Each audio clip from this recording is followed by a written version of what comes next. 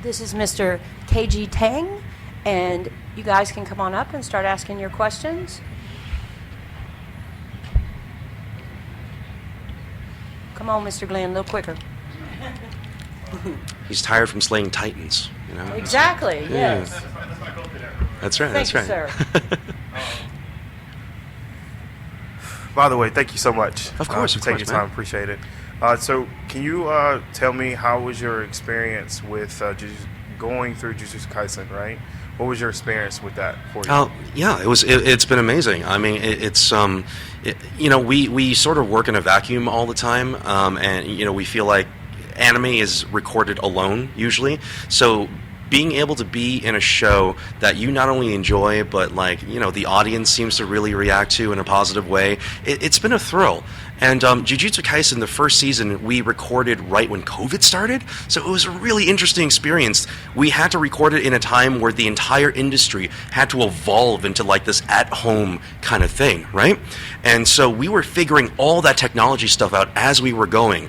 And for the tribulations we went through, I think it turned out pretty well. But because of those tribulations, Jujutsu Kaisen Season 1 was a singular experience that I will never forget.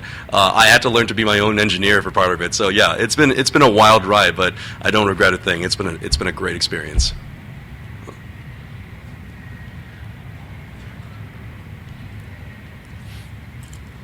So I also saw that you did Amidamaru in the Shaman King remake. Yeah. Did you have to watch the original to prepare for that role? How did you prepare for the remake as opposed to all the other roles that you have done?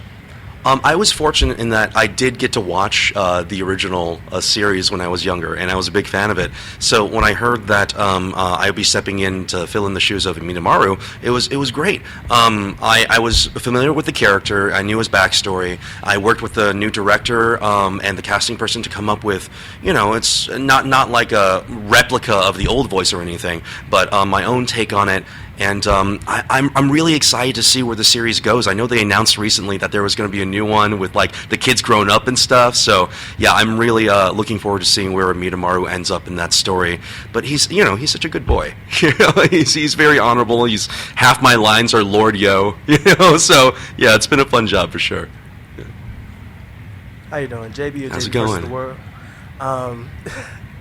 First of all, Gojo's the GOAT. let's start there. How long have you been a fan of the JJK before you got started with it? Are you a current reader? And what do you think about Season 2 coming up? Okay, so when I auditioned for Jujutsu Kaisen, my wife gets mad at me for telling this story all the time, but I actually didn't know anything about Jujutsu Kaisen, and when I auditioned for Gojo, I didn't know who he was, and it was my fourth audition that day. I had done a big fighting game right before, so I was exhausted, right? I was this close to skipping the audition, this close. I was yeah. I was literally my hand was on the X. I'm okay, fine, I'll do one more, and then after we recorded the first episode, I looked into it. I was oh, people really enjoy this show, right? And now I am a huge fan. I am concurrent with the story. I'm deep in. There's no extracting me. I'm all in it. And for Season 2, I'm so excited for it, but I'm worried because anime only folks, they've been seeing these really happy previews, right? Right? These super slice of life, beach trip, happy-go-lucky vibes, right? And I'm yes. What are they doing? Therapy session needed all around. Right, exactly. I feel we're being gaslit, just like Junpei, the Junpei thing in the first season. Oh my god. Yeah. It's going to be great. I just think they're setting us up with very interesting expectations. You know what I mean? Yes, sir. Without getting into spoiler territory. All right, thank you. Thank you. Acting in such a competitive field, what helps you stay motivated? I love it. I fell in love with it. When I was a little kid, I took a theater class in high school, and a few weeks into it, I was this is what I want to do. This is so much fun. I feel acting is a skill that you can increase over the course of your life, but you'll never reach mastery, and I think that's so great. It's this thing that you chase, but you never acquire. And it's always something new to learn every day, and I just think that's so interesting. And to be able to see other actors and to see their skill set sets and to sort of like be inspired or borrow or just like trade stuff back and forth, it's endlessly interesting to me. So whenever I get a chance to act, I put my all in it, and you do it for long enough and you do it well enough for long enough, people will start calling you back for stuff. Yeah, it's I wouldn't do anything else. It's my favorite thing to do in the world. Yeah. Thank you. Hi, Mark from Blurredography. Hi, Mark. Hi. You worked on probably one of the most goriest, most violent IPs I have ever been a fan of, and I just want to know, what was it like working on Battle Royale, and were you familiar with the novel before you got into the voice acting of the villain? Yeah, dude. Yes, I was. I had read the manga. I was a fan of the movie before I got to dub it. Battle Royale is a classic, right? It is the granddaddy of like those types of films, and to be able to be a character like Shogo Kawada, who is so cool, like he's just such a badass. I don't know if I can cuss. I'm sorry. But no, he's so cool. I was honored. I was shocked that they were even dubbing it, right? Like in my head, I was like, well, it's perfect the way it is. It doesn't need an English dub, right? It's Battle Royale, but being able to step into its shoes into this character's shoes after being so familiar with the story, sometimes you need, like, if you're not familiar with the IP, right, you need the help of the director, you need the help of the casting person, you need the help of like the client to tell you all about the story. For Battle Royale, you just walk in and you're like, no. We know what this is, right? Yeah, it was great. It was a breath of fresh air. I didn't have to ask too many questions. The director was like, "Oh, you seem to be very aware of this character." I'm like, "I know. Yeah, it's Shogo Kawada. What do you mean? That was a terrific experience. I love Battle Royale, and I will be endlessly honored that I was a part of it in some small way. Yeah. Thank you so much. Hi. So, big fan of Tekken, big fan of Yakuza Like a Dragon. Oh, thanks, bro. Can you walk us through, is there like a different process that you use to prepare for anime versus video games? Yeah. So in anime, there's a lot more. So in America, lip flaps are king in our industry, okay? So when the characters do this, we have to hit each and every single one of those, or try our very best to, right? And that takes a lot of technique and skill, and you have to sort of still fit all that good acting in between these windows, right? So it's the single hardest form of, in my experience, I've done, I think, every form of voiceover there is at this point. Dubbing anime is still consistently the hardest. And you wouldn't know with how much we get paid for it. But the difference between that and video games is we don't have to worry too much about lip flaps in video games, right? Unless it's like a JRPG and there's just movies we have to dub over. Video games generally will shred your throat way more, if you're part of those Call of Duty games or whatever, you're throwing grenade, blah, blah, blah, all that stuff. You're screaming for like 4 hours at a time. With anime, those big battle scenes only happen like every few episodes. You get some nice dialogue, you get some nice story stuff, and then maybe you scream for like 20 minutes, right? Where in video games it's full on like 4 hour session, 4 hour session, 4 hour session. You can break? Okay, take 10 minutes. 4 hours. It's brutal, dude. Like I love video games and I would do them forever, but like you really need to be careful on them. I feel like every actor only has so many video games in them before they start sounding like this. You know what I mean? So yeah, main difference is just strain on your voice, I think. Thank you. Thank you so much. My name is Jalen Collins. It's really nice to meet you. Nice to meet you, man. My question is, so again with like the lip flaps and stuff. Yeah.